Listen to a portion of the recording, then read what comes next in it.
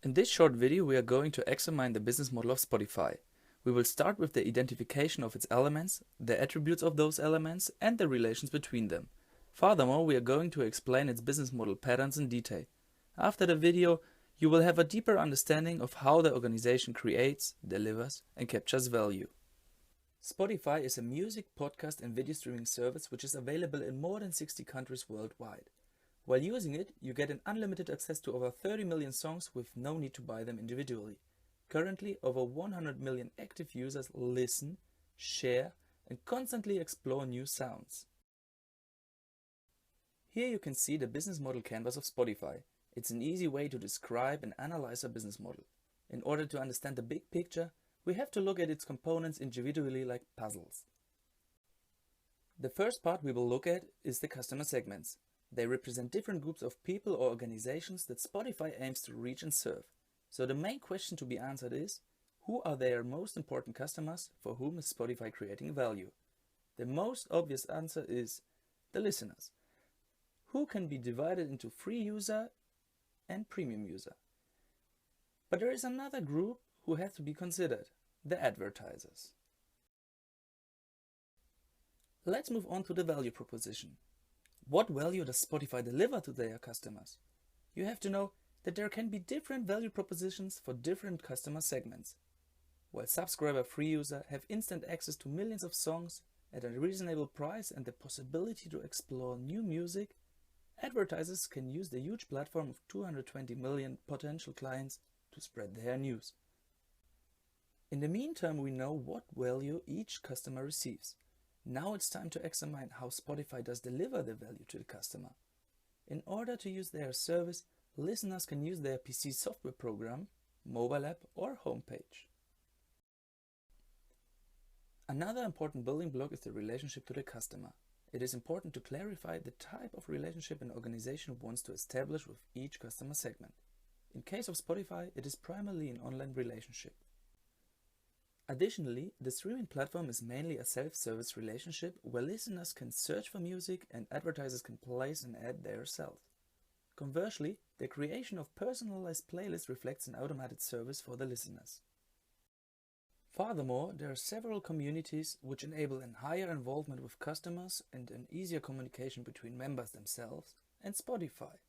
Especially social media like Facebook, Twitter, Instagram, and WhatsApp become an important part. Now, let's turn to the most interesting question of this analysis. How does Spotify actually earn money? In particular, when listeners can hear music for free. Spotify's overall strategy is called Free as a Business Model, which contains two specific patterns. The first one is called freemium. Spotify provides their basic service free of charge. Everybody can listen to the music without exceptions as long as there is a constant connection to the internet. As a result, the number of members increased exponentially to over 100 million active users since the foundation of Spotify.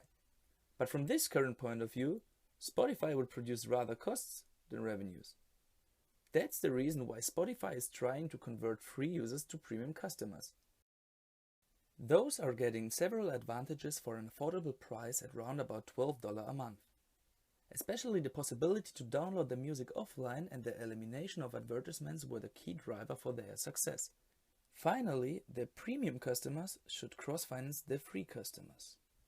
Additionally, Spotify uses a second business model pattern in order to generate revenues from the free users as well. This pattern is simply called advertising. As mentioned, every free user has to listen regularly to advertisements between songs. The more people are listening for free, the more people are listening to ads. Thus, the revenues increase. Let's have a look at the key resources, which represent the most important assets that enable the business model of Spotify. Those are their brand, software, licensing agreements, and customer database. In the following part, we are going to highlight what Spotify is actually doing to make its business model work. Their key activities include the maintenance of the software program, the management of the music library, contract negotiations, as well as marketing. Many of these activities cannot be solved by the company on its own. That's the reason why a network of partners and suppliers is a prerequisite for Spotify. Based on partnership, they are working together with right holders, like record companies in order to acquire licenses for the music, social networks and media in order to promote and share their content quickly, as well as the artists themselves.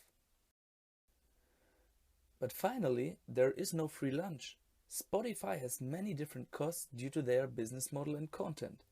The key expenses are salaries, licensing fees, as well as hardware and operation costs. To sum up, the video showed that the business model canvas can be a powerful tool for explaining briefly how a business model works.